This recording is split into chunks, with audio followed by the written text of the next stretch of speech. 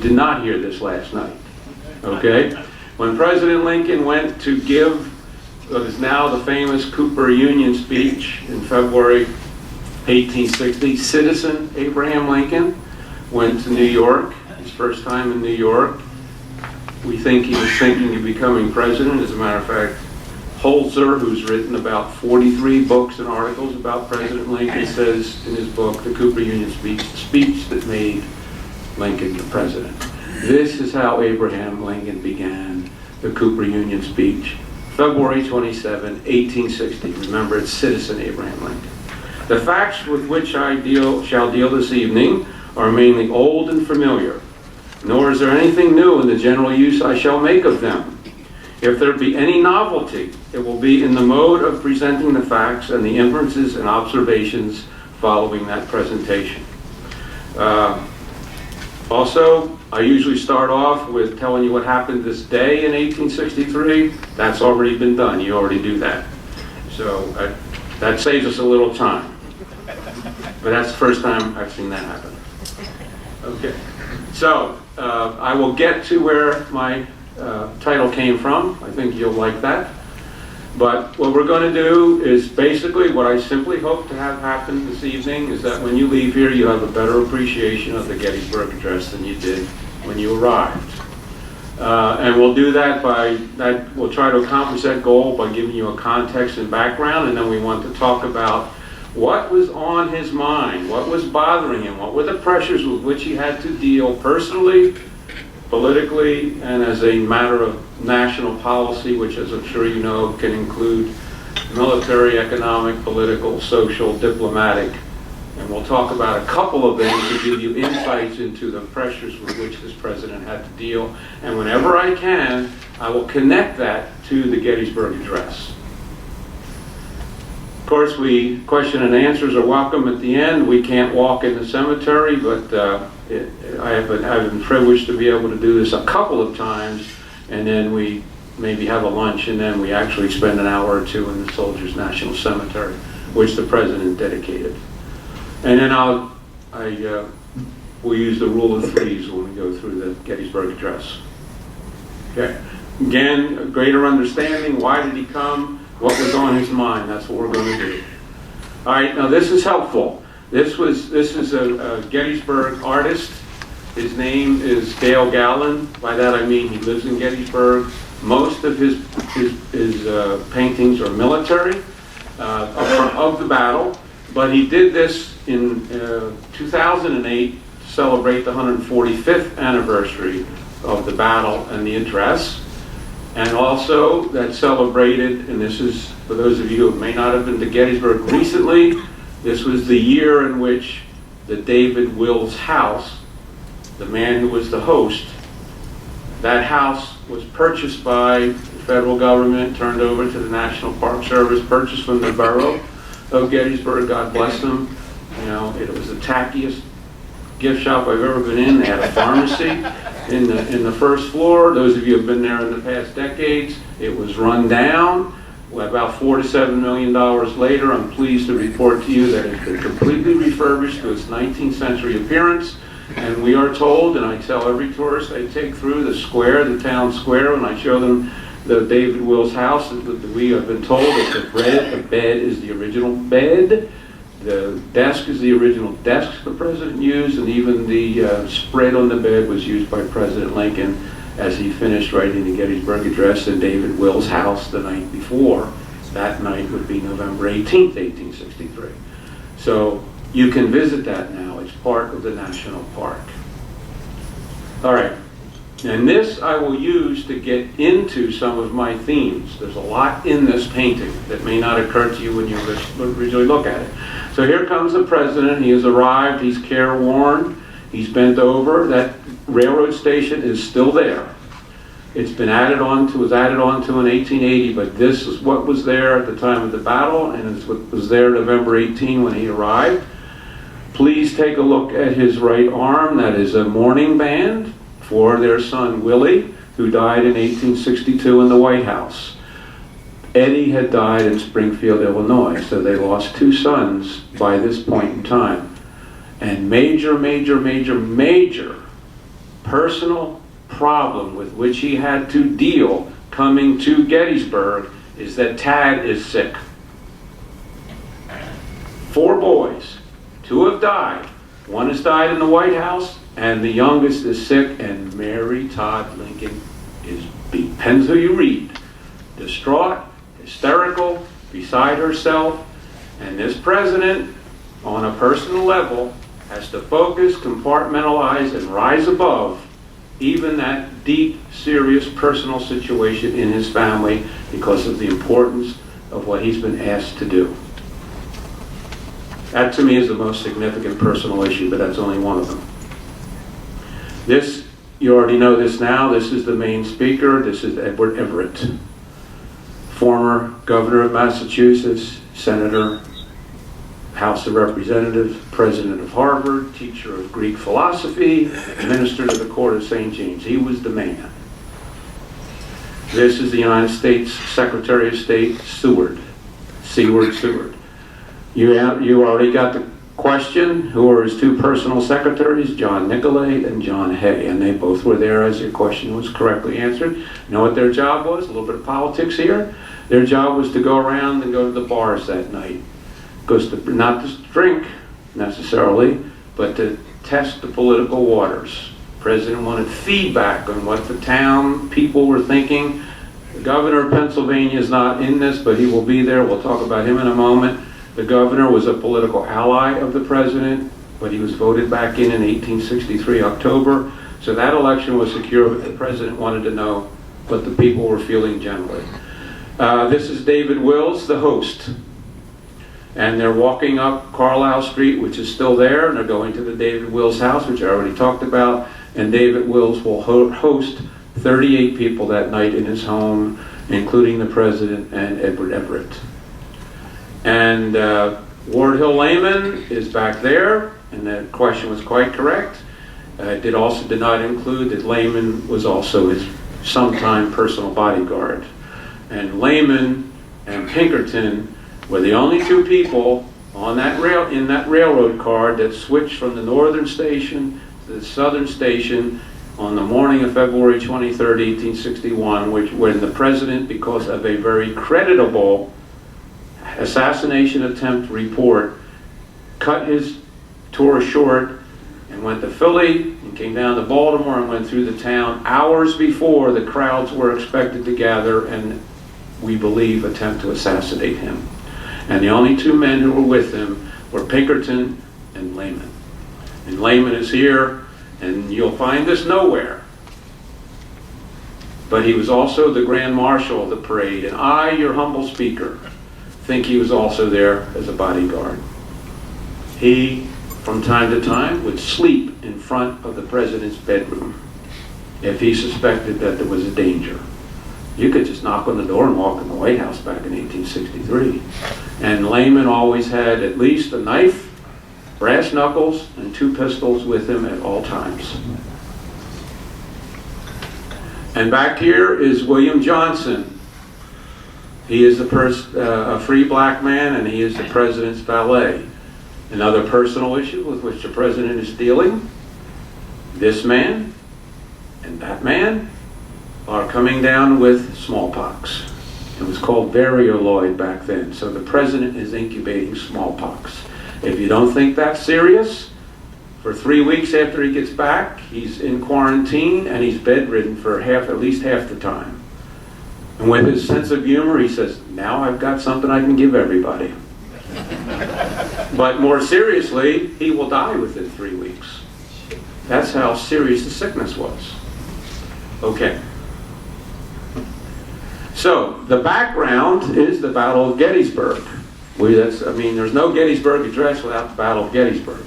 And you know a lot about it. You're going to learn a lot more. So just the short version is, it's the most horrific battle on the North American continent before or since. There has never been a more horrific battle in terms of the casualties. The casualties are 51,000. Now, it's important to realize in the Civil War, when we say casualty, I'm sure most, if not all of you know this, you mean killed, wounded, captured, missing. It is 4 categories. There were 11,000 killed at Gettysburg, so those of you, I hope none of you do this, who take your history from Hollywood, when you saw Remember the Titans, and they stopped at the cemetery to honor the 50,000 men who died for you at Gettysburg. Wrong. 51,000. Casualties, 11,000 were killed, that's still alive. Big problem politically and militarily. From the president's point of view, why did General Meade not counterattack when the final attack failed? But he didn't. Somebody spent 20 years writing a book called Retreat from Gettysburg, which begins to get into that. What about the retreat and pursuit? If you're the President of the United States on the July 7th, when you get a final telegram telling you that Vicksburg has just surrendered, and now the Union, the United States of America, the North, on July 3rd and July 4th, 1863, has back-to-back victories. And Lee's army is still making its way from Pennsylvania into Maryland and has not yet crossed the Potomac. They won't cross till the night of 13th and finish the morning of the 14th. The president writes a memo, a telegram, and I'm paraphrasing until I get to the actual quote. Now, he's got the Vicksburg thing, he knows about Gettysburg, he's so happy as Commander-in-Chief. If George Meade, General Meade, can finish the job he has so gloriously accomplished in defeating General Lee by literally or actually destroying Lee's army, quote, the rebellion will be over, close quote. That's what the president believed on July 7th. July 14th, Lee makes it across the Potomac safely. That is very much on the president's mind. And he thinks seriously about firing General Meade. Soldiers have a really good telegraph. They know what's going on. And the president writes this letter, and this is, again, Lincoln's character. About 3 or 4 years ago in the National Archives, we found the envelope. He put it in his desk, and it says on the front, to General Meade, never signed or sent. But he does tell General Halleck, the General-in-Chief, his thoughts and feelings about the opportunity that was lost. General Meade is very upset that the president is upset and offers to resign. And President Lincoln thinks better of it, doesn't fire him. But that is on his mind. We've lost that opportunity to end the entire war. If you're the president, that's what he's thinking. All right, Governor Curtin plays a big role. Governor Curtin, our country, as you all know, was not ready for this war, wasn't ready for the prisoners, the casualties, the dead, the burials, the wounded, the veteran services that were needed, the effect on families. We were in no way prepared for this. Pennsylvania, in 1862, passed a law that she would pay for her dead, pay the burial expenses for her soldiers' deaths. So Curtin, the battles fought in his state, the Ewell's Corps was 2 miles away from Harrisburg, ready to attack it, when General Lee said you need to concentrate on June 28, 2930. So Curtin realized the capital itself was almost devastated. He's physically sick or extremely upset, depends on who you read, but he tours the battlefield within less than a week. We've got to do something about this. And as all of us would say today, that morphed into all the governors of all the 18 northern states that had soldiers that fought at Gettysburg deciding that they would put and dedicate a cemetery at Gettysburg for all of them. And David Wills was known by the governor. He was a very respected lawyer in town. And so David Wills becomes the agent for the governors of all 18 states based on Curtin's visit to the battlefield and his reaction to what he saw. And that's very important because the next, in my opinion, significant personal issue with which this president had to do, and professional if you want to, is he knew he was not the keynote speaker. Can you imagine that happening today? And in my opinion, the second time you've heard this, Brian, this is the biggest understatement in the entire history of these here United States of America.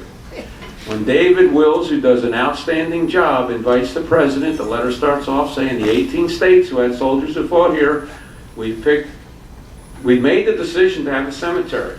We picked the ground, we've picked the cemetery, we picked the date, we've picked the keynote speaker, now would like you to come if you can fit it into your busy schedule. And when you come, please make only a few appropriate remarks, because you're not the keynote speaker. There will be a parade, there'll be an oration, there'll be a band, including the Marine Corps own, will play, the Baltimore Glee Club will sing, the Reverend Stockton will give a 1,000-word prayer, Edward Everett will speak for 2+ hours, the Baltimore Glee Club sings again, and then Ward Hill Layman introduces the President of the United States, who knows he's only supposed to speak a short period of time, and he accepts every one of those slights and rises above it. That's my point to you.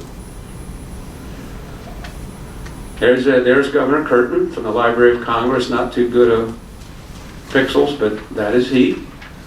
This is David Wills, fairly contemporary with their older, grayer pictures when he became a judge. If you see Judge Wills, if they're talking about this time, he was not a judge. He became a judge later. And then, excuse me, I think we skipped over, well, somehow Edward Everett didn't make it in this one. Okay, now more in the background to get into this. The Constitution of the United States, this is important, this narrow 3 things I want to tell you, because it's directly related to what he says in the Gettysburg Address. Our Constitution, as written, refers to slavery 3 times, but does not ever use the word. The first time, I have articles and sections and clauses if you want them, but the first time is, as all of you know, we elect our members in the House of Representatives based on population by congressional districts. The Senate gets 2 apiece. Rhode Island gets the same amount of senators as California. We all know that. But the southern states, when they agreed to the Constitution, were concerned that the northern states were growing in population more quickly than they, so persons other than Indian tribes, who we know they meant as slaves, would be counted as 3/5 of a person for census purposes only to elect members of the House of Representatives. That's the first reference to slaves, because they had no other rights. The second reference to slaves is in the English common law, and which formed the basis of our laws, and then was incorporated in our lots of states' laws. The number 21 years is an important number for a lot of things. So the Constitution was written in 1787, and they compromised the importation and migration of slaves 21 years into the future. So the Constitution in another clause says you can import and migrate, and if you want to pay $10 a piece, we'll charge you that, until 1808.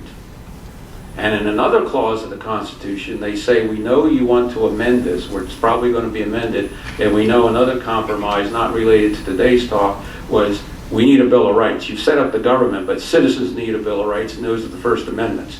So they knew that was coming. They put another clause saying you can amend that, but you cannot change this 1808 date. So they really wanted that compromise to last till then.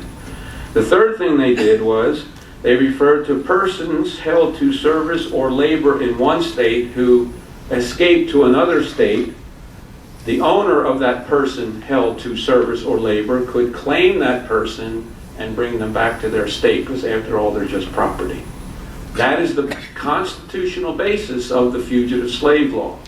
And there was a 1793 fugitive slave law, but the one that enraged most of the abolitionists was a contributing cause to the Civil War was the 1850 Compromise, which really put teeth into the fugitive slave law based on this constitutional provision. And I love to say this because it's true. Persons held to service or labor. See, they're not referring to slaves. They spell labor L-A-B-O-U-R, because that's the way the Brits spelled it, because all these people were treasonous against their home country, and they were still thinking not the way Brits think. Okay, we already did today in 1863. Right, move right along. Excellent, thank you. 2 stories. Yeah, these are bases, solid bases for the president. We've all heard about Honest Abe. This is the one story you may not have heard about. During his trial practice in the 1840s, he was a very good lawyer. They would ride the circuit.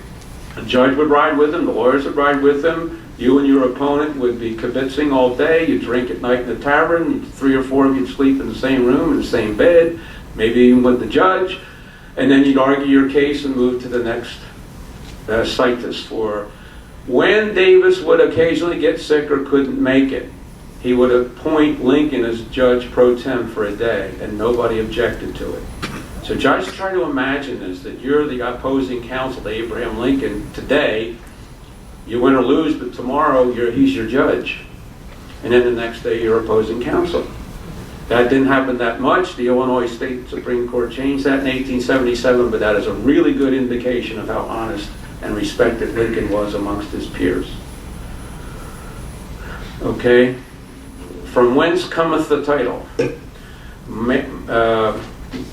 William Herndon, his longest partner, 1844 to 1860, is asked on December 21st, 1860, he writes back to a Senator Wilson, who is a senator from Massachusetts, who will, by the way, become in the second Grant presidency, Wilson becomes his vice president. So this guy's not too shabby. So he's a senator from Massachusetts. He writes Herndon on December 21st, 1860, the president has been elected. He has not left for Washington for his inauguration. He is given an office in the Capitol, and he goes to work every day while he's trying to wind down his law practice with Herndon, and he's getting people coming in every day wanting office seekers. So Wilson wants to know, what can we expect? What do you think, Mr. Herndon, of President Lincoln, elect Lincoln? This is the letter, and please, this is my point of how determined Abraham Lincoln is, because this is his partner telling him what he thinks Lincoln's going to be like for the next 1 or 2 terms. I know him better than he knows himself. I know this seems a little strong, but I risk the assertion. Lincoln is a man of heart, as gentle as a woman's and as tender, but he has a will as strong as iron. He is therefore loves all mankind, hates slavery and every form of despotism. Put these together, love for the slave and a determination, there's that word, a will that just as strong and unyielding shall be done when he has the right to act, and you can form your own conclusion. Lincoln will fail here, namely if a question of political economy, if any question comes up which is doubtful, questionable, no man can demonstrate, then his friends can rule him. But when it's on justice, right, liberty, the government, the Constitution, and the Union. My third point I'm going to make at the end of our presentation. You may all stand aside. He will rule then, and no man can move him. No set of men can do it. There is no fail here. This is Lincoln, and you mark my prediction. You and I must keep the people right. God will keep Lincoln right. December 21st, 1860. I love this photo. I'll leave this up here. I have other things that are not in the materials. I love it because it was November 8th, 1863 by Gardner. That is the closest photo, except the one of him, the blurry one at Gettysburg, taken to the Gettysburg Address. That's 11 days before. All right, on the personal side, there are 5 copies of the Gettysburg Address. They're all written in Lincoln's clear, legible hand. The first 2 do not say under God. The final 3 do. Only one was signed by the President of the United States. That's the final and 5th copy. It is signed and dated Abraham Lincoln, November 19th, 1863. This leads to, did he say it? And then inevitably, if you read about Lincoln, there are reams of books written about, did Lincoln believe in God? Did Lincoln have a faith? Was Lincoln baptized? Was Lincoln a Christian? What relationship did Lincoln have with the clergy? My whole point in bringing this up to you is to say he did say under God, because the people who were there, who were able to hear it because he was so quick, many of them said it's over. That's why we don't have any image except that big one. They expected, and they didn't know he was told to make a few appropriate remarks. And many people were just surprised that he stood up and he sat down. All the reporters that heard it and took shorthand said he said it. But the most important thing is, in the final 3 copies, it's written in, not interlineated. It's just written in as if it were in the original sentence, including the one he signed. So we now think that it was not in his original first draft, but he ad-libbed it. But my point to you is he said it. Now, this is important because he had to deal with this, and I'm just going to give you my conclusion because there's an awful lot written about this. But if you look at the speech he gave on the train when he left Springfield on February 11, you look at his first inaugural, his first message to Congress, the emergency session of July 4th, 1861, the proclamation of Thanksgiving, and on July 15, his second inaugural, he's always referring to God, the Almighty, divine providence. In that short speech he gave in Springfield, he mentions God 3 times, him, the Almighty, etc. But he had to deal with the fact in the 1846 election, the only time he ran for Congress, that his opponent was a Methodist minister. And Americans care about how, if they don't care about your religion, they want to know what influences you. And just if anybody's counting, I'm going to give you 2 Republicans and 2 Democrats. You take candidate Lincoln and candidate Romney, you take candidate Kennedy and candidate Obama, all had to address their view of religion. So this is what Lincoln did in the 1846 election when challenged. He is challenged, and there is, quote, a charge that I am an open scoffer of Christianity, that's him, question mark, that I am not a member of any Christian church is true, but I have never denied the truth of the scriptures, and I have never spoken with intentional disrespect of religion in general, or of any denominations of Christians in particular. It is true that in early life I was inclined to believe in the doctrine of necessity, that is, the human mind is impelled to action or held in rest by some power over which the mind itself has no control. And I've sometimes, with 1 or 2 or 3, but never publicly, tried to maintain this opinion in argument. The habit of arguing this, however, I have entirely left off for more than 5 years. And I add here, I have always understood the same opinion to be held by several of the Christian denominations. The foregoing is the whole truth briefly stated in relation to myself upon this subject. Close quote. Remember, he's an honest man. What he's also saying is, don't you ask me about this again. Now, in my opinion, I'm boiling down my studies. President Lincoln has a powerful mind. Guelzo says a voracious intellect. And this is a man who will sit down with a Shakespearean actor in the White House and spend 2 or 3 hours discussing Falstaff in each of Shakespeare's plays where he has Falstaff. And then, this is the only president, I don't know whether you knew this, who applied for and received a patent. This president read all of Euclid's books. This president could quote chapter and verse of the Bibles. He has a brilliant, he meets with British politicians and he talks to them about their parliamentary form of government, and they're impressed.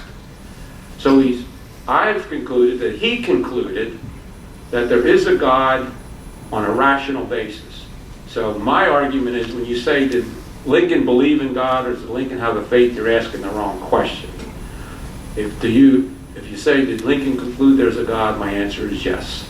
And I say all of that, now I anticipate one of your questions, because twice now I've seen this political correctness, and I'm going to tell you what I mean, and I'm kind of giving how I think about things here.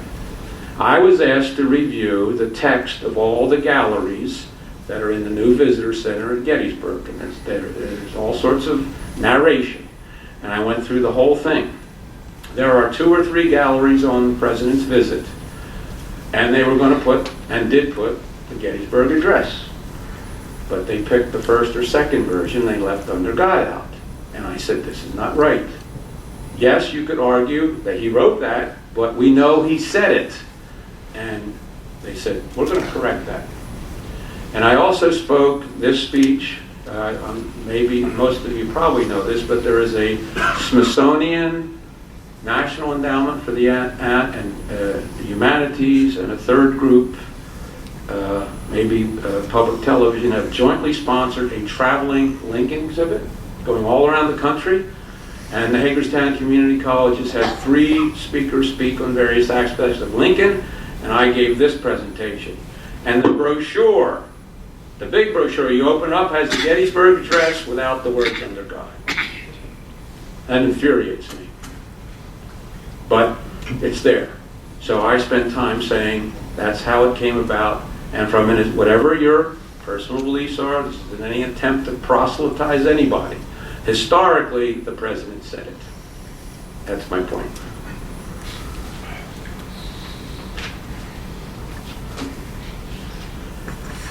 Other personal issues, his family. His mother died when he was 8 years old of milk sickness. His grandfather predeceases him, his younger brother's older sister. He's affected by that. His father married Sarah Bush Johnson, a widow. She brings her family together, blends them very well, and he respects her quite a bit, and she respects him. But, you know, I try to realize that Lincoln also put his pants on one leg at a time, too. And one thing I've noticed about President Lincoln, there's something about his personal relationships. When he moves on, he moves on.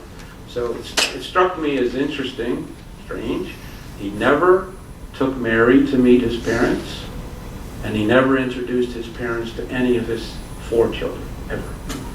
Never even made the effort. Now we know he was estranged from his father, because his father didn't understand Abraham wanting to read books all the time. And Abraham had to work till he was 21 and turn the money over to his father. That was the law of the day, and that's why Abraham stopped doing any farming work, because he hated it, but he did the work as he was required to do. But that doesn't explain why he wouldn't go to his stepmother and show his new wife, children, to them.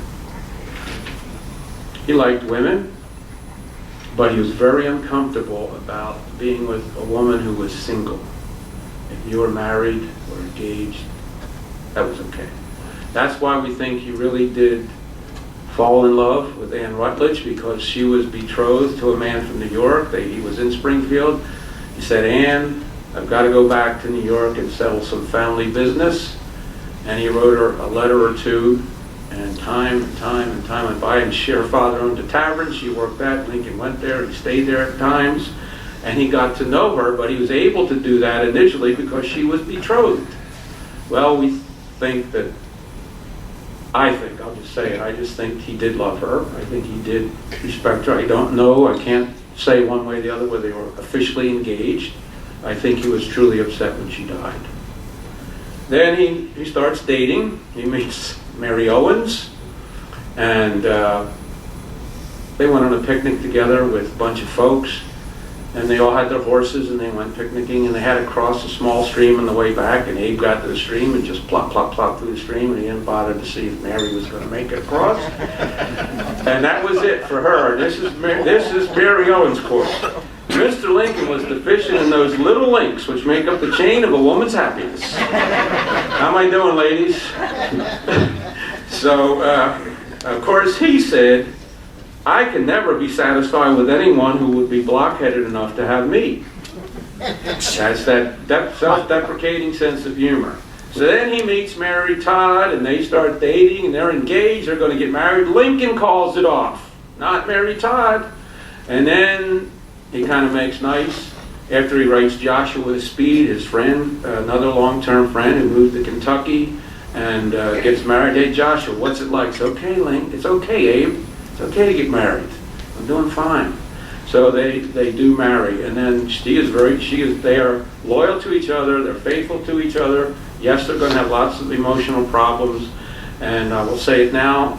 It'll come in later. She was never disloyal to the United States of America, in my opinion. She had a lot of problems with money, including the money given by Congress to fix up the White House. But she was never disloyal, although she had three brothers who fought and died for the Confederacy.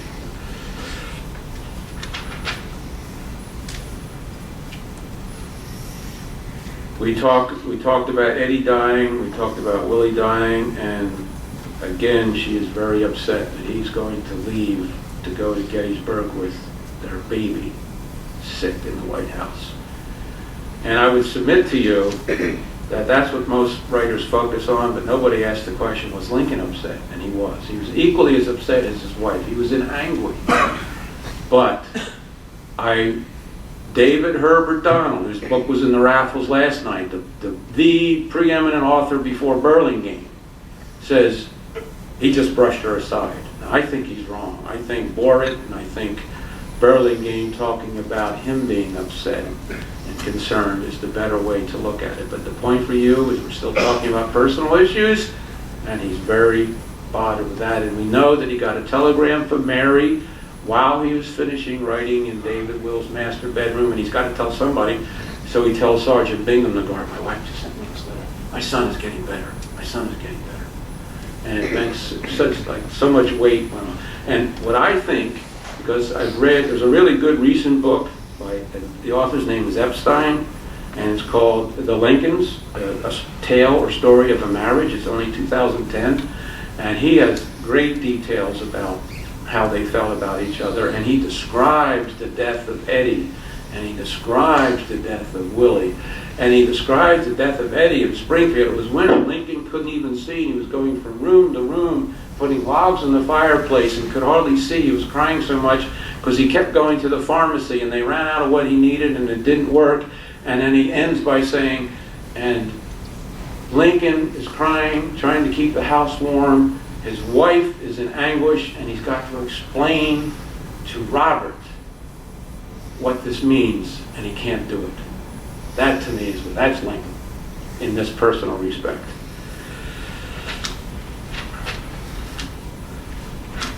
Sure, he has a sense of humor. Can you imagine a president? Now I'm getting the preparation thoroughness. You were asked the question, did he write it on the back of an envelope? And I agree completely, he did not. But before that, he was always thorough. He always prepared every speech he gave, every case he did. He had 5,000 cases. He was an excellent lawyer. So he's asked to give a brief autobiography in 1858 for the Dictionary of Congress, which they still have to this day. That's how I verified who Wilson was. And can you imagine if you're a politician, 1858, he's going to run against Douglas for senator, and sometime along this timeline, he's starting to think about becoming president, at least running for it. So describe yourself, Mr. Lincoln. Quote, born February 12, 1809 in Hardin County, Kentucky. Education defective. Professional lawyer, had been a captain of volunteers in the Black Hawk War, postmaster, very small office, 4-time a member of the Illinois legislature, and was a member of the lower house of Congress. Yours, etc., A. Lincoln. Can you imagine any politician giving up that opera? Education defective? Boy, you take the tongue out of that cheek. Now, did he write this on the back of an envelope? No. He always prepared his arguments. He asked, now, the Foreign Department of Agriculture has a landscape architect. His name is William Saunders. David Wills hires William Saunders to design the cemetery we're talking about. He asked Mr. Saunders to come to the White House on November 17th. Can you please tell me what I'm going to see when I get there? He's already been briefed about the battle by his generals, and we don't know if he received a copy of Everett's speech, but he asked for it. And the point is, that's his thoroughness. That's what's the man going to say? What's it going to look like? I've been briefed on the battle we're going to dedicate, so he's trying to prepare himself.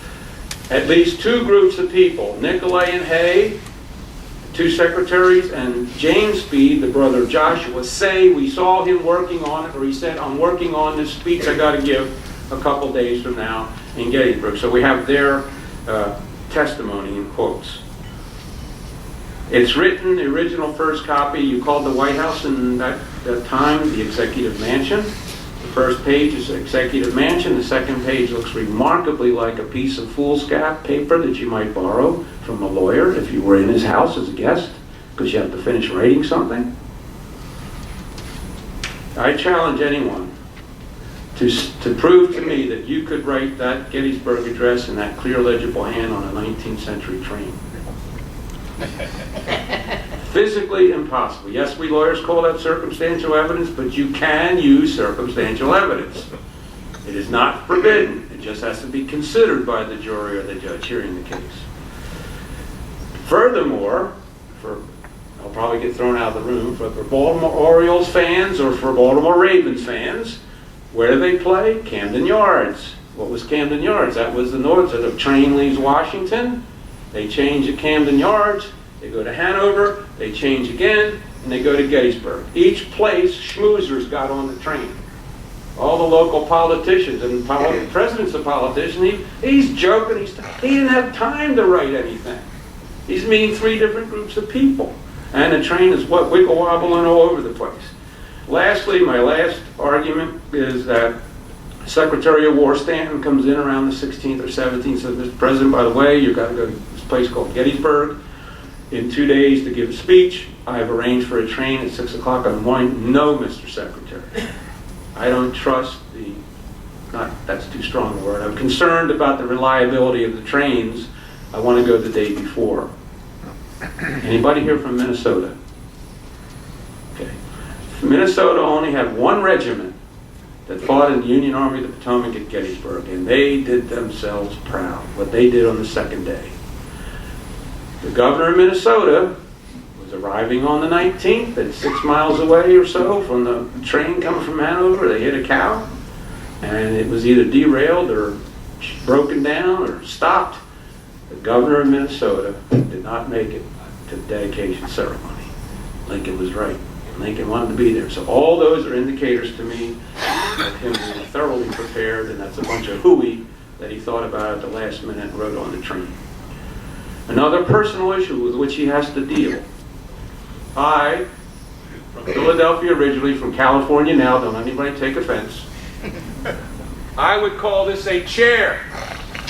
Some of my friends in the Midwest of the United States of America might say cheers. Okay?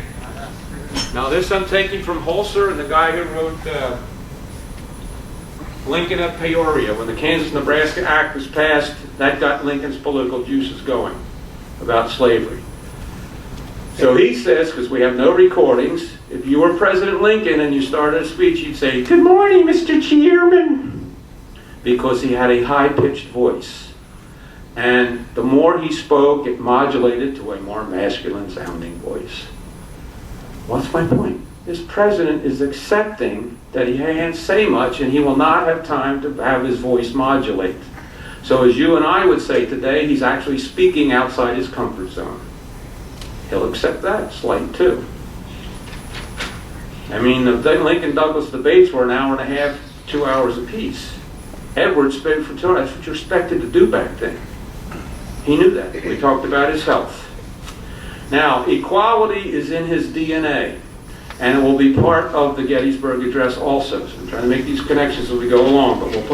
So, in the interest of time, I have stories about women, Quakers, Irish soldiers, Jewish soldiers, black soldiers. But one of my favorite ones is the following. In the 1840s, 1850s, maybe late 1830s, we had a group of people in our country called the Know-Nothings. They were officially nativists, and they became known as the American Party. And their zenith was the 1854 election, where they elected about 40 members of the Know-Nothings to Congress. And the Know-Nothings got their name from when they would commit the crimes I'm about to describe. They would be questioned by the authorities, and they say, "I know nothing, I know nothing, I know nothing." Well, the crimes they were committing, they were virulently anti-immigrant, and most of that was directed at Catholics, particularly Irish Catholics. Our city, where we were born, there were riots in 1844, and some 20 people were killed, and a Catholic church was burned simply because they were Catholic. Now, in the political scene, the Whig Party is starting to deteriorate, and the Know-Nothing Party is starting to deteriorate in the 1854, 55, 56 time frame. The first candidate of a Republican, the first candidacy of a Republican for President of the United States was Fremont in the 1856 election. Didn't go very far, but that was the formal first candidacy of a Republican. Lincoln, with his brilliant mind and political instincts, trying to decide the Whigs are going away. I'm not a Democrat, but a lot of the Know-Nothings are getting attracted to this party that's going to become the Republican Party. What do I do about that? The point when I read this, I just want you to know, this is 1855. It's a private letter to his friend Joshua Speed, talking as himself. I am not a know-nothing. Quote, "I am not a know-nothing. That is certain. How could I be? How can anyone who abhors the oppression of Negroes be in favor of degrading classes of white people? As a nation, we began by declaring that all men are created equal. We now practically read it that all men are created equal except Negroes. When the know-nothings get control, it will read all men are created equal except Negroes and foreigners and Catholics. When it comes to this, I should prefer emigrating to some country where they make no pretense of loving liberty, to Russia, for instance, where despotism can be taken pure and without the base alloy of hypocrisy. That's Abraham Lincoln. That's a private letter. He never knows it's never going to be published. He isn't running for any office. It's the private Lincoln writing to one of his few close friends. So, faith, family, sickness, humor, self-deprecation, thorough preparation, speechifying style, health, equality, all on a personal level will affect what he says at Gettysburg. Does he have any political issues going on? Yes. What's the first one? It's a nice transition from personal to political. Abe, yes, Mary. My sister's husband just died. She has a small child. I'd like to be with her and help her get through this. Do you mind if she comes and stays in the White House for a while? No, Mary, that's fine. Only a minor problem with that. The husband who just died, this is Emily Helm. The husband who just died was a brigadier general in the Confederate States of America Army. And he died at the Battle of Chickamauga, which was a Confederate victory after Vicksburg and after Gettysburg, September 21, 1863. So now the president who's got these highs, failure on the retreat, now the Rebs have won a big battle at Chickamauga. And now the wife of a Confederate general officer wants to stay in the White House. He says, okay. But Emily Helm asked for a pass to go back and deal with her cotton business. And she gets to Fortress Monroe and she refuses the military officer requirement. We'll make sure you get escorted safely, but you have to sign an oath of loyalty. No. They telegraph the president, send her to me. They escort her back. She's in the White House and they talk. And Helm, before he dies, was offered a position. He had been in the United States Dragoons, hurt himself in the wars out west, hurt his back. The president says, there's a war, everybody's going south. You are now the Attorney General of Kentucky. If you're thinking about serving, I'll make you a major and a paymaster in the U.S. Army. It'll be a light duty. And Helm will say he very much respected the president for doing that, but he said, I cannot do this. I'm going to fight for the South.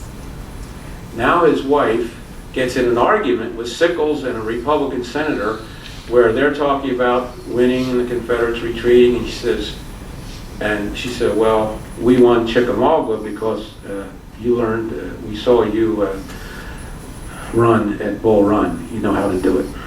Go words to that effect. That enrages General Sickles, who lost the lower right leg in Gettysburg. No matter what you think of Sickles, a lot of problems with him, but he busts into the living quarters and the president is reading with Tad and just is livid.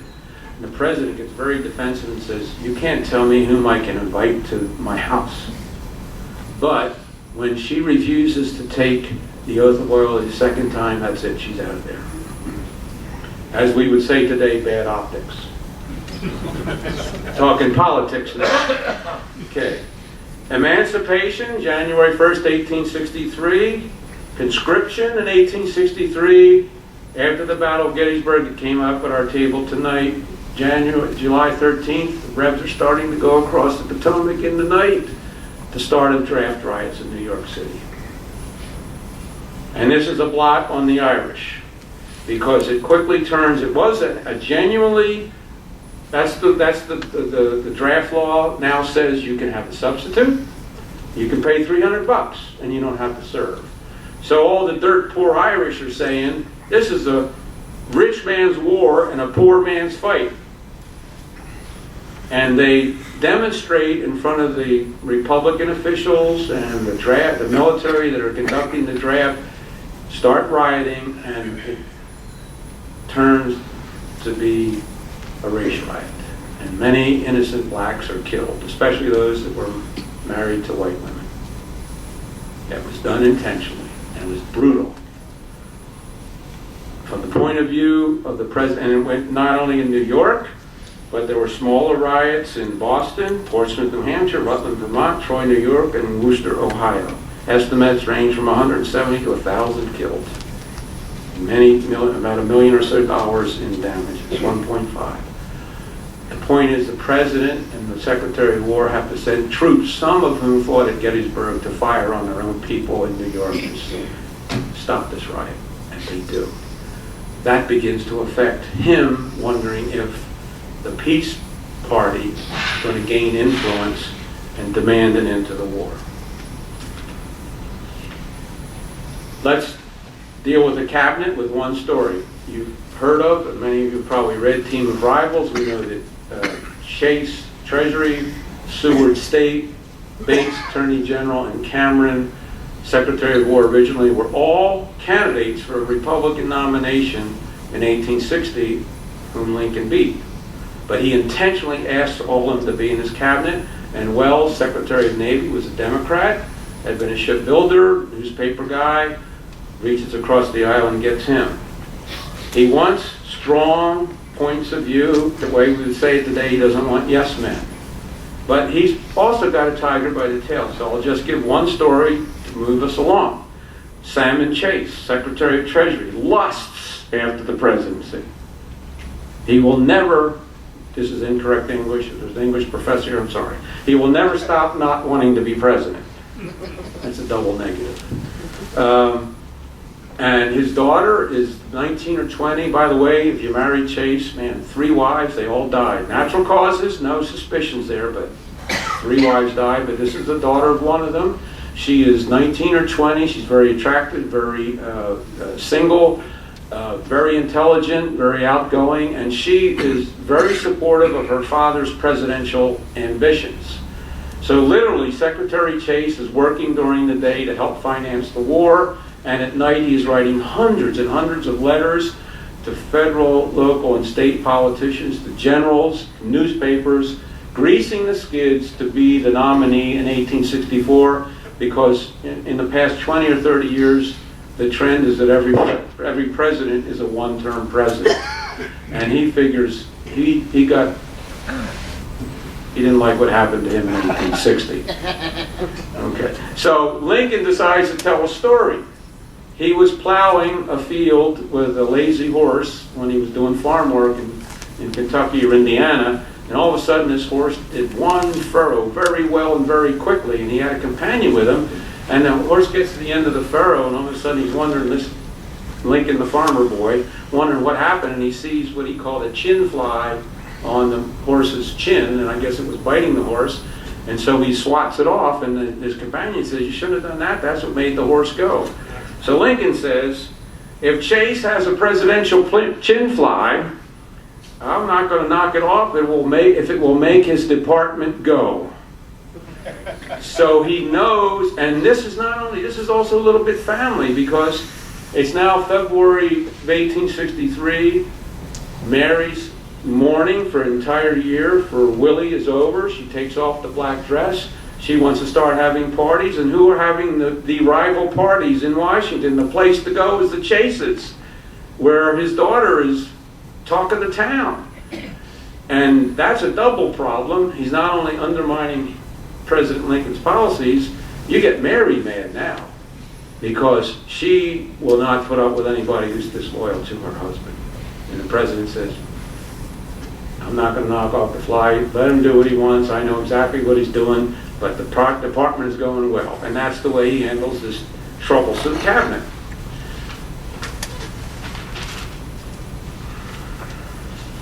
He got to deal with Congress? You bet he does. Joint Committee on Conduct of the War from December 61 to May 1865. 3 views. Lincoln was the puppeteer, controlled them all. Second view is they were all powerful and they influenced a lot of the decisions they made. The third is they did positive and negative things. That's probably the answer. They were uneven results because they were mostly ignorant of military science. They interfered with military decisions. They politicized military appointments, yet they were hardworking, patriotic, and wanted the Union to win the war. So they spent a lot of time studying Bull Run and the Red River Campaign, and that was very nice. The reports come in a year or two later. What good are they? They will not get done with the Sickles-initiated Historicus interview of every single general at the corps and division level at Gettysburg until February of 1865, but these generals got to keep schlepping up to Washington and testify while the war is going on, including Meade, who testifies, and then everybody testifies about Meade to this joint committee. But they cover the Fort Pillow Massacre of the black soldiers, and they cover Union prisoner mistreatment and financial mismanagement, so some of their reports were positive and helpful. So in the political arena, he compartmentalizes Mary and Emily. He deals with a very strong cabinet. Seward Chase wants to be president. Seward thinks he can control the president and do circles around him, and eventually will become one of his strongest allies and has tremendous respect to the president.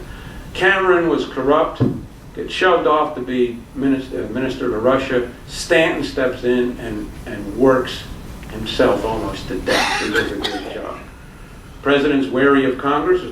No member of Congress is invited to Gettysburg. And the president's view of slavery are evolving. Anything going on the policy level? Yes, a few things. Remember, national policy is military, economic, social, political. Let me try to boil that down with one or two stories to give you, again, a sense of how we've dealt with what he's dealing with personally. We dealt with the politics. Now what's going on policy-wise? And I find this helpful because we focus a lot on land battles, and properly so, but the United States Navy had a role to play, didn't they, Admiral, in the Civil War? So let's take a look at this ship first. Look at where it is. I know this is 1865, but it's indicative of another major diplomatic foreign relation issue the president had to deal with. This is the CSS Shenandoah. It's being caulked. It's in dry dock, and there's the second Confederate official flag, which they nicknamed the Stainless Banner. This ship, by the time she's done, was built in Scotland, purchased, outfitted in the Azores or the Bahamas. It evaded the British Foreign Enlistment Act, and this is beginning to enrage Secretary Seward. By the time she's done, depending on who you read, we'll capture and or sink 38 to 40 United States commercial whaling vessels on the high seas. She'll go to the South Sea, she'll go to the Bering Straits, and she'll go to the Sea of Akash? How do you pronounce that? Right next to the sea. Yeah, we're all done. Anyhow, the Ruski Sea. It's all the way up there. And then she's up there in 1865, and she's sailing back. Where do you think she's going to sail into? I'm from California. She's going to go to San Francisco Bay. She's going to maybe capture some gold. She's going to test Fort Point and Alcatraz, which are military forts, and they have the bay entrance bracketed. Ain't no Golden Gate Bridge there. She's met at sea by another ship around August. She's informed that the war ended in the April-May time frame, and the American Navy now considers you to be pirates. Whoops, all the guns are thrown overboard. She goes around the horn, and I told you this last night. Sir, you who write the quizzes, somebody who's not here tonight, here's a trivia question for you. When is the last surrender of a Confederate unit? When was it? November 1865, when the Shenandoah pulled into the River Mersey near Liverpool and brought her flag down the last time, and crew just disappeared. We got a better one than that. You can look at that one, but let's build up to that.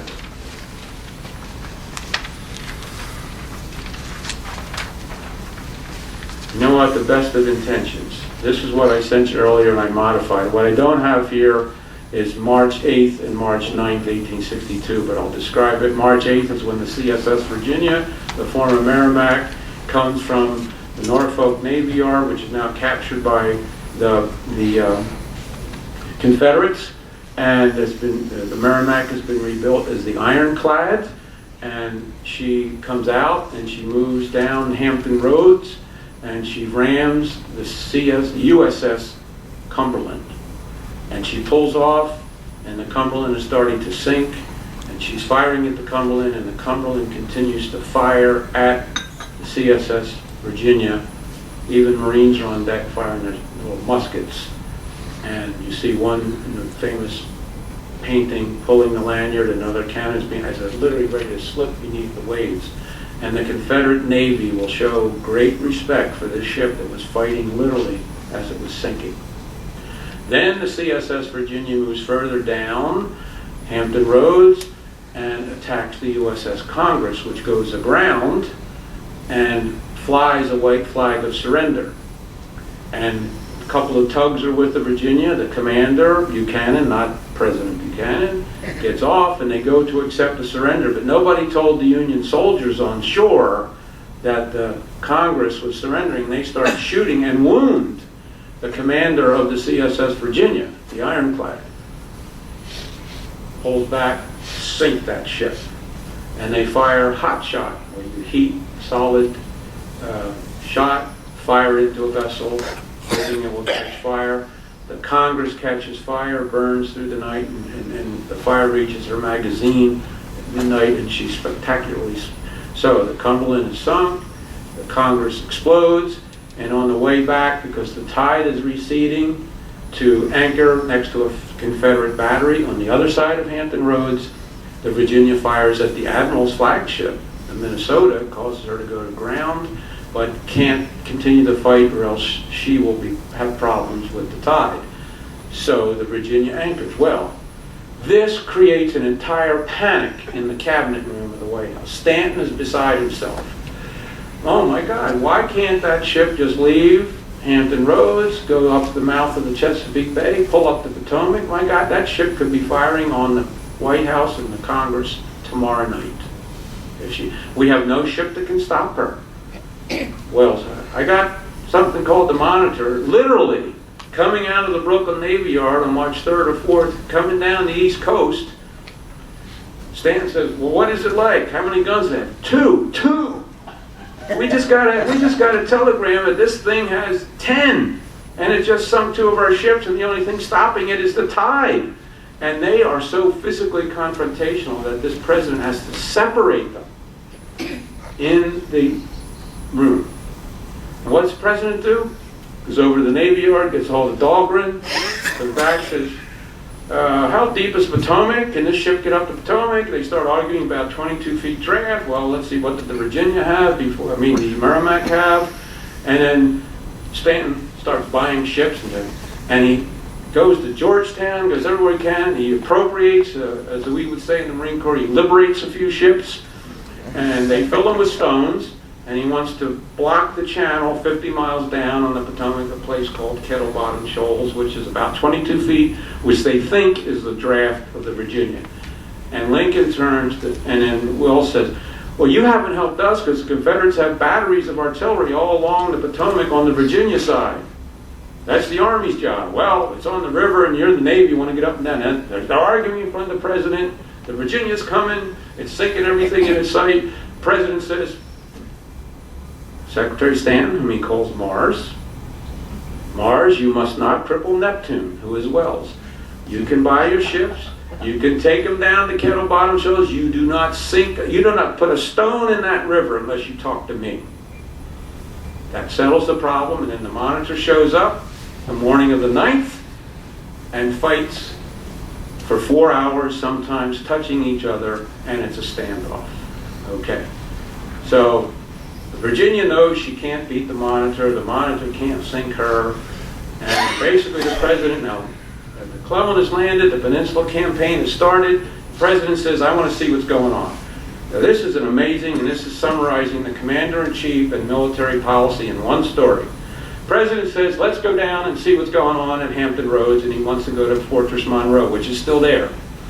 And the house he stayed one night is still there. It's owned by the Commonwealth of Virginia now. I and a bunch of guides just visited about 4 months ago. Tremendous experience. And we went to the Mariners Museum and saw the turret, the guns, the engine of the Monitor, which they lifted out, I think, in 2009. And all of you know that 2 sailors whose bones were in the turret were just buried March 8th, the anniversary of that battle at Arlington National Cemetery. It was not covered in the San Francisco papers. Formal burial of 2 U.S. Navy seamen who drowned on the night of March 31st, 1862, as the Monitor was moving down to Cape Hatteras. If that storm had occurred when she came down from Brooklyn, history would be much different. She sunk at sea. She wasn't really made to be in turbulent seas. The president goes down, let's check it out. They come in a tug. He's got Chase with him because the tug is a Treasury tug, and he's got, a cutter. And he's got Wells and Stanton. So 3 strong-willed members of the cabinet are going to go with the president. He gets there at night. Courtesy is the president goes first. There's the Minnesota. And what do they call those little steps on the side of a ship? That's not a ladder, is it? Is that a ladder too? You got to step on it and hold on to get onto the deck. Okay. So the president, boop, boop, boop, right up, no problem. And he gets there, he sleeps there that night, he wakes up in the morning. Here's the Minnesota, here's the Monitor, across the way is a Confederate battery. And by now, oh, the other thing I forgot to tell you, when they were upset in the cabinet, it happened at Vanderbilt. The rich guy was visiting. And he's got a brand new steamer, and he says, can I help? Do you want my steamer? The president says, yes, you can have it. We'd love to have it. And they put a reinforced iron bow on the Vanderbilt. So the Vanderbilt is there, which means it can ram the Merrimack if it has to. So the president looks across and says to the admiral, Admiral, why is that battery still there, that Confederate battery right over there? They can still shoot at your ships. It was called Sewell's Point. Well, sir, we were busy guarding New York and change and blockade, beep and a bop and a boop. Why don't you think about that? Well, and then he gets off to Minnesota, goes to Miami, gets on a tug, and goes and visits the troops that are participating in the Peninsula Campaign. Comes back, and the admiral plans an attack with the Monitor and other ships, and they will, on the next day, destroy that battery. Next day, the president gets up, battery's destroyed, looks like this, gets on, same routine, boom, boom on the tug, goes up to the Monitor, says, Captain, I haven't had time to talk to the admiral, but do you think you could check out and see if that battery is over? Yes, sir.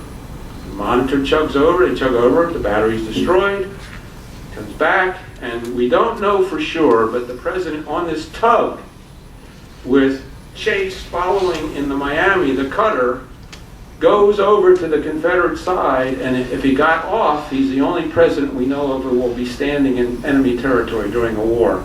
He may have just kind of checked out. He's looking for a landing place.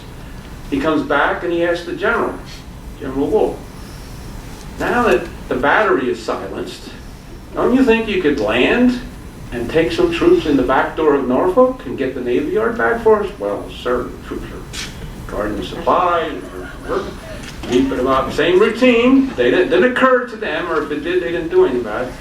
All of a sudden, there's an amphibious operation. And the Army lands. Now, they bump into each other, they're goofing up, but they finally get their act together to say today, the Confederates vacate their camp. The mayor comes out, he was clever, he spends a lot of time negotiating, and we figure the Confederate troops use that time to... All of a sudden, Norfolk Navy Yard is now back in Union hands. Next day, it's time to go home. Back on the ship, and all of a sudden, the black funnel starts coming out. It's the Virginia. Oh my God, but we have the Monitor, and we have the Vanderbilt.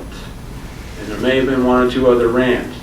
CSS Virginia comes out, into Hampton Roads, turns to a place called Craney Island, beaches herself, sets herself on fire, blows herself up, and scuttles and destroys the ship. Stanton sees this and said, "This is fab." He sends an email, uses words in the email. Okay. There's a book called Mr. Lincoln's T-Mails. I must have had a slip. Sends a telegram. This thing blew up. It's fabulous. Why did that happen? Because the commander who demanded a court of inquiry, not inquiry, demands a court-martial, says, well, they own Hampton Roads now. I'm the only Confederate ship. They own the Navy Yard where my dry dock is. So I'm going to go up the James River and support now First General Johnson, who's then wounded, and leads up against McClellan. But the draft is the same 22-foot problem. And then, so they start lighting. They say, take some cannons off, take some coal out, and what's that do? Rises the ship, which means there's no more armor covering her original wooden hull. Now you got a ram out there, you got the Monitor, so he concludes, we would sacrifice ourselves usefully, we can't get up to James River, we can't do any harm to the Yankees, so without a shot being fired, it destroys itself, and Stanton can't believe it, and that's less than a week, and that's not a bad job if you're President of the United States. You've destroyed a Confederate battery, you've taken back a city, and their biggest, most powerful naval ship is destroyed in front of your own eyes. So, this is everything. The president is technically smart. He calls in when this first happened. Also, he learned that Worden, the lieutenant of the Monitor, in that fight on March 9th, a shell hit the pilot house and blinded him. He's back up, I think. He's a guest of Wells. He's the president. Is that right? I want to go visit him. No press. No, nothing. It's Abraham Lincoln. He walks over and Lieutenant Worden, the president, said, oh my God, let's get bandages on. And he talks to him. He asks him what it was like. How did the Monitor perform? He says, I'm going to promote you. I want to thank you for your service. And leaves. Personal. How about political? He's banging heads with Stanton, Wells, and Chase, and he's the one making all these decisions in front of their heads about how he can put things together. And policy, he's not only the commander-in-chief, he's acting like the chairman of the Joint Chiefs of Staff. Because the last thing he does before he leaves is, now, Admiral, I want your ships to go up the James River also, and if they can go up the York River, I want them firing on the Confederates to support the Army. Stop giving me that Navy. You never had problems with joint operations, did you? You guys, so he's telling them work together. That's the last thing he does. That's not a bad week if you're President Lincoln. Okay, just briefly, on the policy side, I'll just say this very briefly. I thought about this when I started giving these. I knew the 2000 election was coming up, so I didn't use the term growth of government. I used the term concentration of power. So if you think about what's going on while he's president through 1861 to 1863, and this is the man who wants to preserve the Union, we're going to start with 7,500 militia.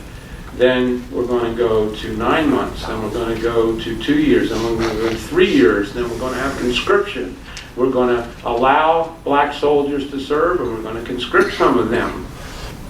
We're going to blockade 9 of our states.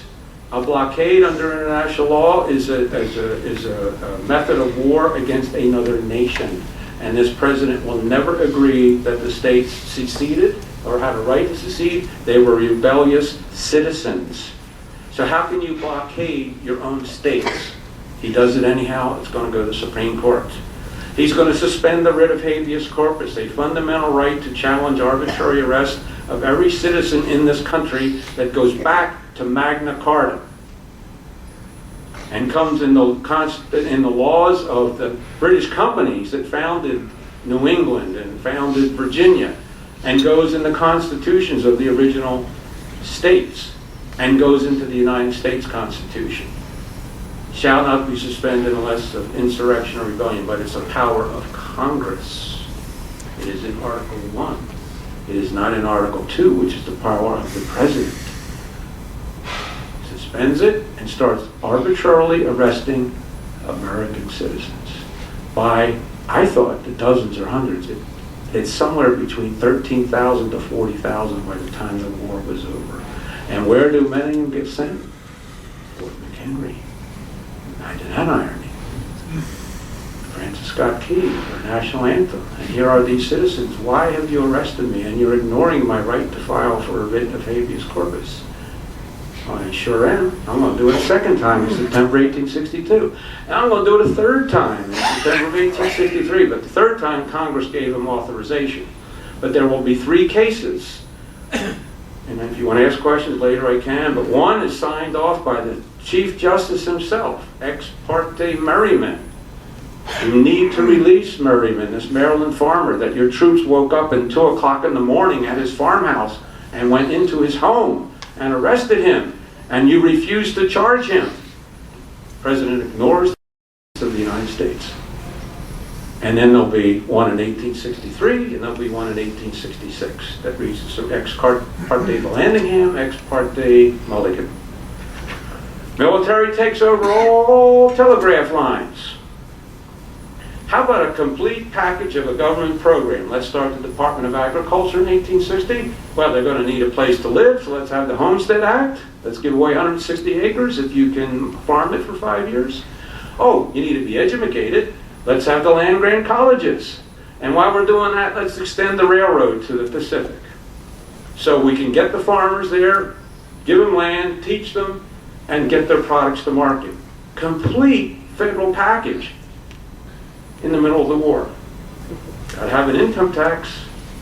1862, got to increase it in 1863, and on and on. The government is growing. So, let me end briefly. Do we have the Raiders and Rams, Brian? Yes. Briefly, look at the provenance of these ships. The Laird brothers built the Florida. Miller built the Alabama, or it might be reversed. But anyhow, this is Liverpool. The Florida, the Alabama, the Georgia, the Shenandoah are all out raiding U.S. commerce on the high seas with the tacit, I would say tacit approval of the British government. Because the technicality was none of them was armed while they were on British territory. They went to England. There was a British Foreign Enlistment Act that prohibited that. So they put portholes, they put bunkers for the powder, bunkers for the shot, and then they went to the Azores or Bahamas and outfitted the ships. And all 3 or 4 of them got out. Well, we got to test it. It's what do you call that when you first go out on a test cruise? What do you call that? Sea trial. Thank you. That goes sea trial. Yeah, sea trial, and they're gone. All of them. So now it's 1863, and please look at this. I think of Teddy Roosevelt's Great White Fleet. But this is an all metal, and there are 2 turrets, revolving turrets, and there's a 7-foot integral ram, like a spear, underwater in front of, attached to and integral to the bow of that ship. But the Confederate Secret Service and the Confederate Navy, oh no, these are being built for the Pasha of Egypt. See the name? El Toussaint. They really are going to call it the CSS North Carolina, and this is British CYA. Look at this one. This is the other one. And the metal sides are down. Look at that turret. Look at that turret. Those are metal sides. And I learned, Admiral, these are called tripod masts. They're wooden with less shrouds so the guns can shoot better. This Hummer-Do is around till 1922. That's 1863 technology. And the point is, our minister to England is playing a cat and mouse game with our consul, that's Adams and Dudley. There are 100 or so spies, agents, money's changing hands, newspapers are involved, workers working on the ship, and they're building a dossier to go to the British and say, look, you got those other raiders out under our noses, your blockade runners are going through our blockade, but boy, if you let these go, here's exactly what Charles Francis Adams says to the Foreign Secretary, Lord Russell. It will be superfluous of me to point out to you, Lordship, that this is war. Thank you very much, Mr. Minister. What can the President of the United States do against the most powerful Navy in the world? Nothing, but he's going to use words, and I'm going to tell you what I mean. in the Gettysburg Address. To say nothing of Napoleon III mucking around in Mexico. And when he brings Maximilian in 1864, who's from Austria, he brings a couple thousand troops. He marries Charlotte of Belgium. She brings 1,500. You will have 3 foreign governments mucking around in Mexico. And we have a Monroe Doctrine that Europe does not screw around with this hemisphere. And what can this president do? Nothing. Because his army and navy are fighting his own people. How's he going to deal with this in the middle of the war, where he's not only the president-in-chief, he's the cheerleader-in-chief, and he's the mourner-in-chief?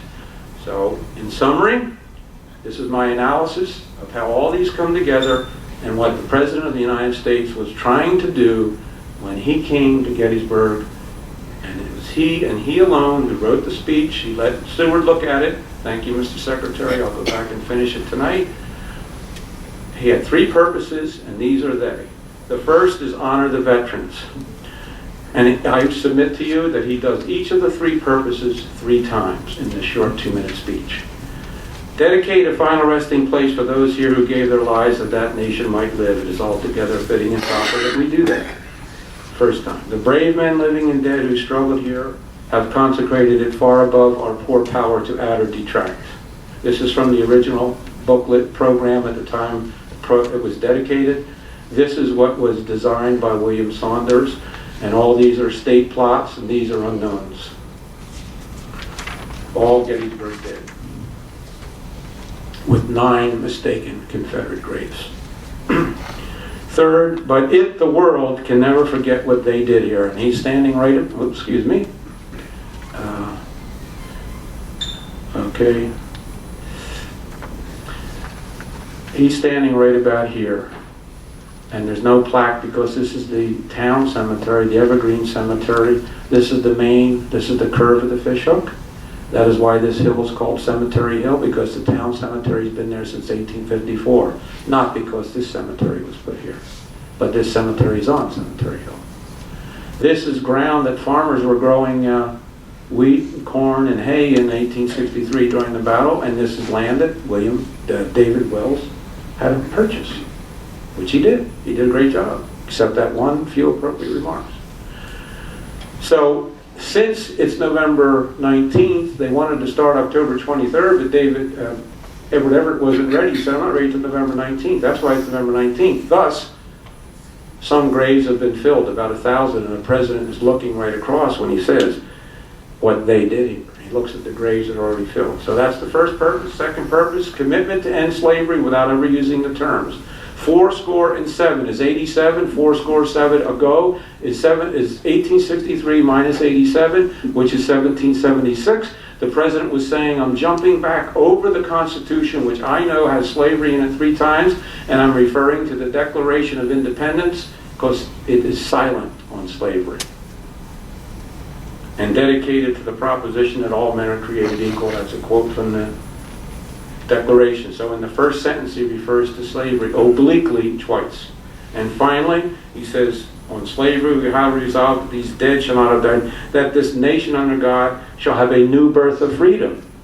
What group in the country needs a new birth of freedom? Slaves. That's what he's referring to. White people have freedom. Finally, going way back to Mr. Herndon, preserve the Union. Testing whether that nation or any nation so conceived and dedicated can long endure. I know that you know that I think this country may not survive. And this is where his double entendre is.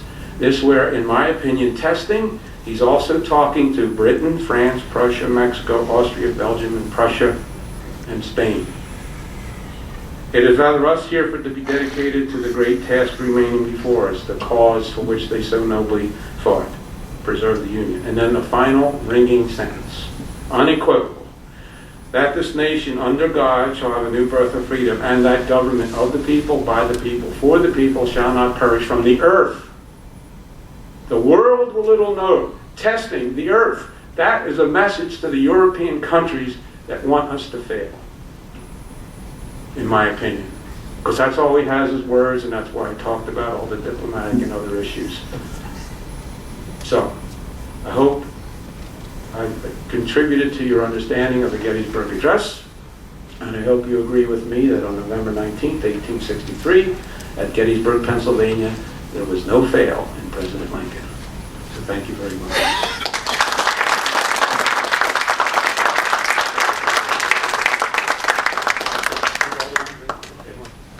Jen has got some time for some questions, so if anyone has any questions? While you're thinking about that, I have, again, former Marine in my DNA. I liberated these.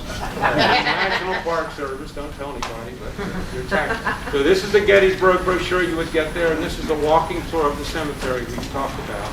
If you would like one or both of them, I'm happy to have you take them. Yes, sir. You talked about the degree to which the arrangements of Lincoln delivering appropriate remarks with Everett as the principal speaker were a snub to the president. Yes. And my question is, did the organizers want or expect Lincoln to accept their invitation?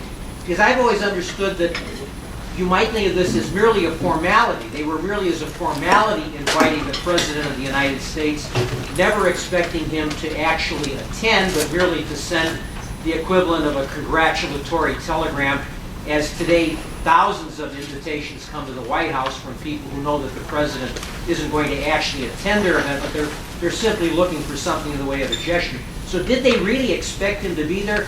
Or could you see these arrangements as indicating the fact that they did not feel that Lincoln would personally accept their invitation? Word on the street is that he was told in advance that he would be invited, even though the letter was written November 2nd after Everett accepted. I think that's a very good argument. I don't agree with it because bottom line is I look at knowing that Curtin was a political ally, knowing that even then all these governors and the president and the generals knew that something happened at Gettysburg. It was a pivotal battle. And thirdly, even though I make a big deal of this, because I think when you add them all together, you would never do that to a president today, whether it was ceremonial or we really want you. The sentence inviting him is, it is the desire that after the oration, you as the chief executive of the nation formally set apart these grounds to their sacred use by a few appropriate remarks. The few appropriate is after he's told them the states are in charge and Everett, but I think it's a respectful invitation, but he is, what I'm saying is, you look at the first sentence, the several states, this is a states' rights issue from the North. They're taking their proper role, but inviting the commander-in-chief to come. So I do think they genuinely wanted him to, because simultaneous, he'll write a personal letter on the same day inviting him to stay in his house. I think that's a good argument, but doesn't carry the day to me, from what I've read.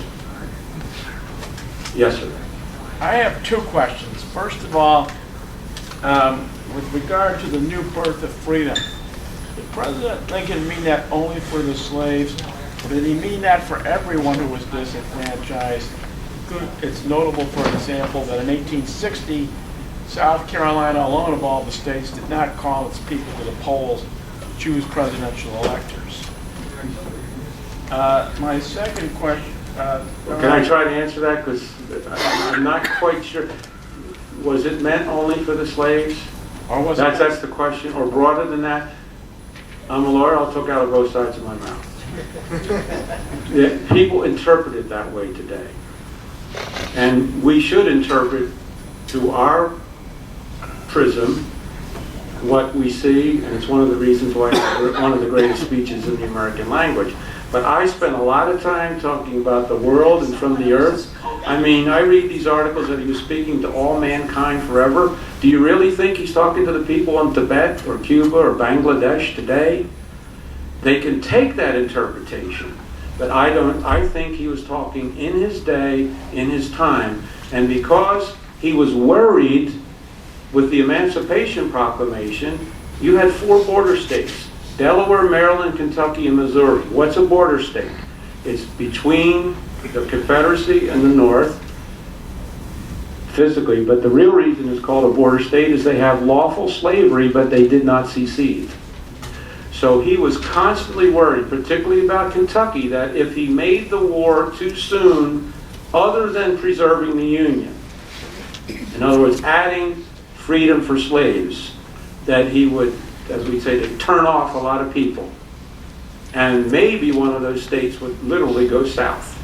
So I think he meant only slavery because he's being oblique 3 times, but that was still a big deal. That's my answer. Well, the only thing is when I mentioned other people were disenfranchised, I wasn't speaking of other people in other countries. I was speaking of other Americans like the people I mentioned in South Carolina. I understand, and I took liberty with what you said. I don't think this president at that time was worried about some voters in South Carolina in the middle of the war. He was more about preserve the Union and get the slaves free, because now I'm recruiting them, they're fighting, they're in the Navy, and the Emancipation Proclamation is out there. That's why I think he's referring to slavery only. Okay. What was your other question? Okay? Okay. Yes, sir. Since Edward Everett's speech was the main speech and oration of the day, did Everett's speech try and make the same 3 points you think Lincoln's speech did? And how would you compare the 2 speeches except for the fact of eloquence and conciseness? I'd add to it that Everett was as equally thorough in his preparation. He went to the battlefield, he interviewed soldiers, he went back to the Peloponnesian War, he studied everything, and he talked about these hills and these men who fought here, and he was absolutely eloquent. He didn't make the 3 points the way President Lincoln did. And I have to admit, I only read it once. But I don't recall those points leaping out at me the way the President did. Maybe you did. I think he gave a moving oration based on that battle, referring to that battle, and using antiquity to be his prism. But in terms of those 3 significant points the President made, I don't think he did that per se. But he did a fine job for the day. He did what he was asked to do. Do you know that this is why I disagree with question 7. The word on the street is that when he sat down, he said to laymen, "That won't scour," which means plow. When it doesn't scour, mud sticks on it. Much of what I read said he didn't say that. But what we do know is that the next day, Edward Everett will write him a letter that will say something, I almost got this exactly right, "I wish that I had captured the central meaning of the moment in 2 hours that you were able to do, Mr. President, in 2 minutes." And he adds a note at the end, "How is your son?" Well, this absolutely moved the President in a way you can't imagine. I can't imagine.